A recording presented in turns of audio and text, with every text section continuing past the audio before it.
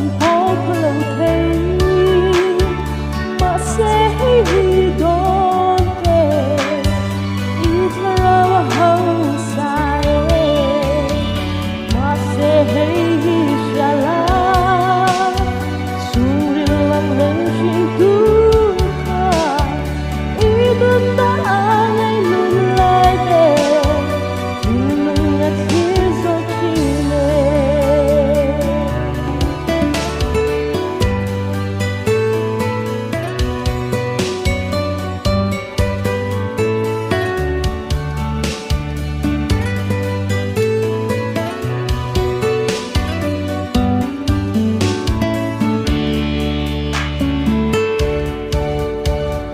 Tâm ta cần chi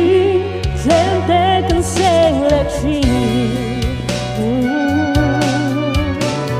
Lung ngồi lại kinh Mưa dấu đen là lòng xin lắng Đủ xa mà ya Tăng tô này mà xin la Anh xa đen ở muôn thầy lâu Krista anh này xí lâu Ole hei shala Suri lang men shin tu ka Inun na ngay luôn lại về Thinlung athlir zawk Thầm muôn na Krista chu Abing long dong zela Inun na